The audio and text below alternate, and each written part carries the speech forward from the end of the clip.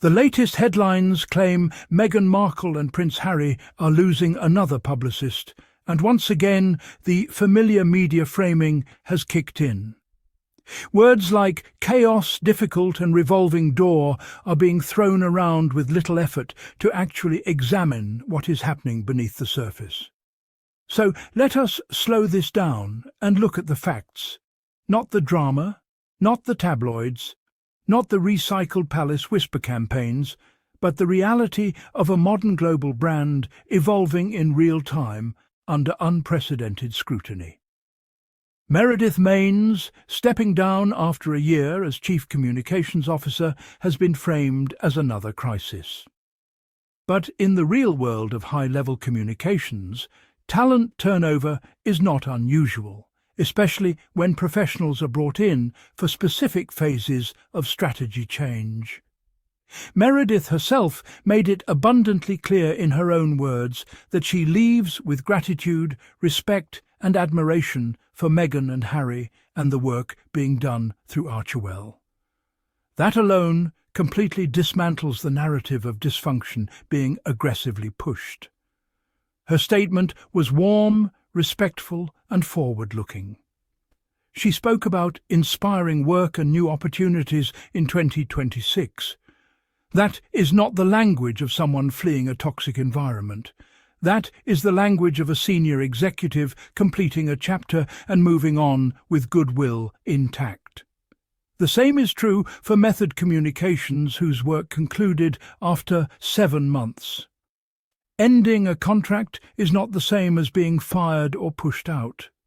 Agencies and clients part ways all the time when priorities shift, especially when a couple like Meghan and Harry operate across philanthropy, media, production, mental health advocacy and international causes.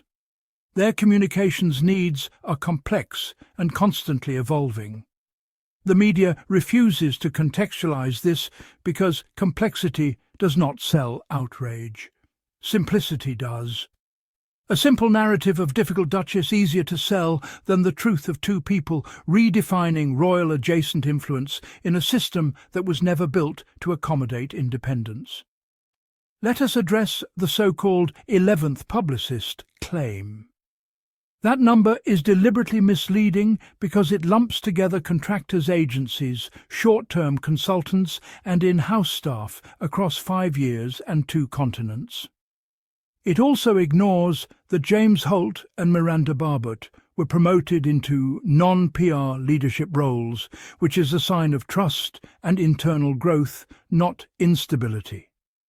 If Meghan and Harry were truly impossible to work with, these people would not remain within their ecosystem. They would leave entirely. Promotions do not happen in environments where people are mistreated. Now let us talk about Emily Robinson, whose departure has been weaponized by the press. She joined in June and left by October, and immediately the tabloids framed it as another example of chaos. What they failed to mention is that Robinson came from Netflix and had worked on The Crown, a show deeply controversial and emotionally charged for the royal family. That alone would have placed her in an incredibly difficult position navigating trust media backlash and public perception. One friend described her as a tough cookie, not a quitter. That tells us that her departure was likely a personal professional decision, not evidence of abuse or dysfunction.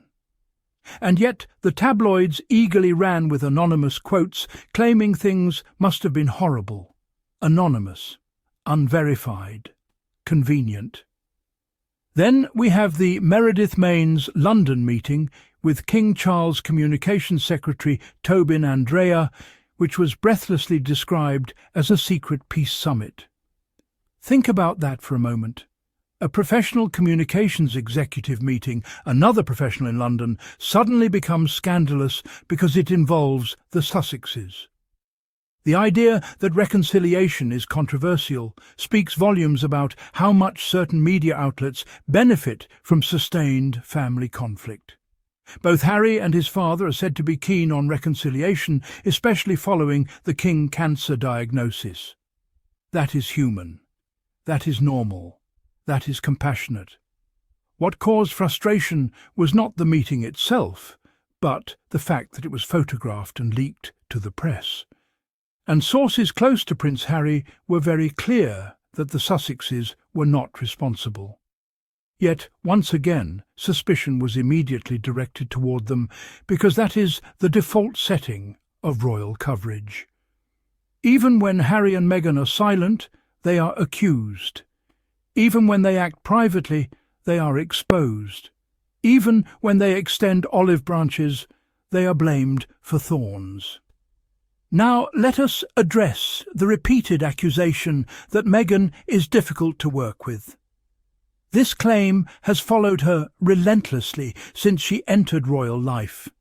It has been denied repeatedly by people who have actually worked with her and supported by anonymous voices who refuse to attach their names.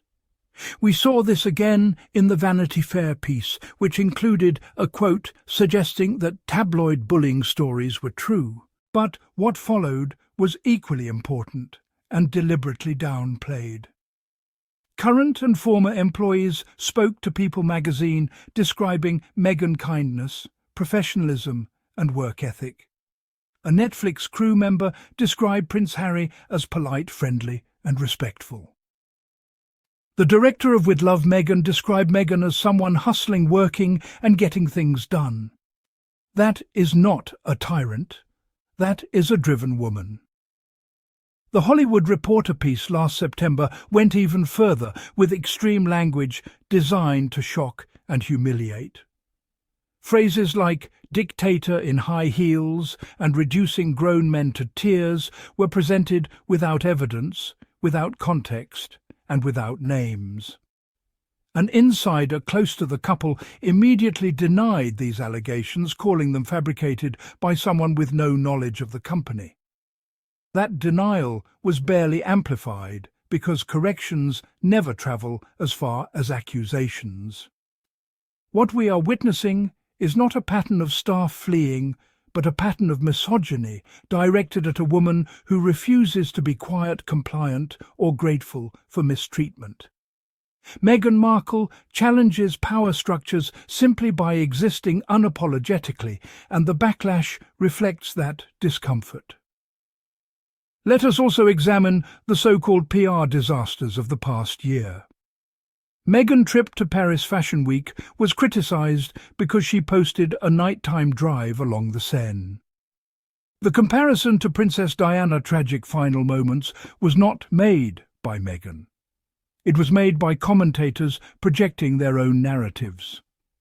Meghan did not reference Diana. She did not recreate anything. She existed in Paris. Yet she was blamed for triggering memories as though she is responsible for other people's associations. Her appearance at the Fortune Most Powerful Women event in Washington was also criticized. But the reality is that Meghan belongs in those rooms. She has built a global platform. She has influence. She speaks about leadership, equity and impact. The criticism often sounds less like concern and more like resentment. Then there is the ongoing attempt to paint Harry as an enabler. This framing strips him of agency and infantilizes him. Harry is a 40-year-old man who has served in the military-founded Invictus Games, advocated for mental health and spoken openly about trauma. He is not being led around. He is choosing a life aligned with his values. Calling him an enabler is a way to absolve critics from confronting the reality that he willingly walked away from an institution that harmed him and his family. What is also ignored is the sheer volume of positive work being done through Archewell. From mental health initiatives to community support to media projects centered on compassion and storytelling. These efforts do not vanish simply because a publicist changes roles.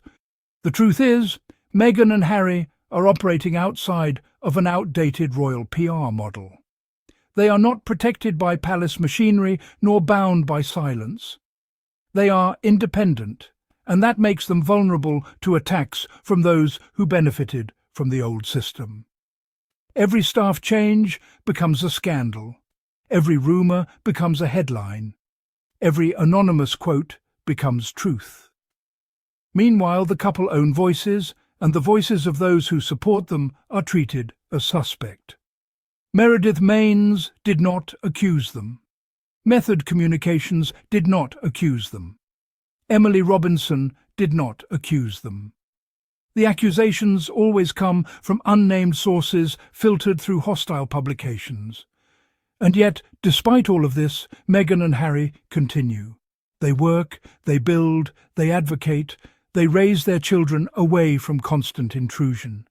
They attempt reconciliation quietly. They refuse to engage in endless rebuttals. That is not dysfunction. That is resilience. The question we should be asking is not, why do people leave, but why does the media obsessively monitor every personnel move surrounding this couple while ignoring the same dynamics elsewhere? Corporations lose executives weekly. Celebrities change teams constantly. Politicians rotate staff endlessly. But only Meghan Markle is pathologized for it. And that tells you everything.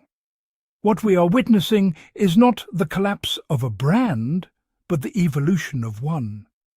Growing pains are inevitable when you are redefining power on your own terms. Meghan and Harry are not perfect.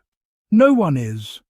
But the relentless attempt to portray them as uniquely problematic says far more about the culture attacking them than about the couple themselves. As Meredith Maines herself said, she leaves with gratitude, respect and admiration for the good they are doing in the world. Those words matter. They come from someone who was there. The noise will continue. The headlines will recycle. The anonymous quotes will multiply. But the work will go on. And history tends to be kinder than tabloids. Because in the end, the loudest voices are rarely the most truthful. And the quiet consistency of purpose often speaks louder than scandal ever could.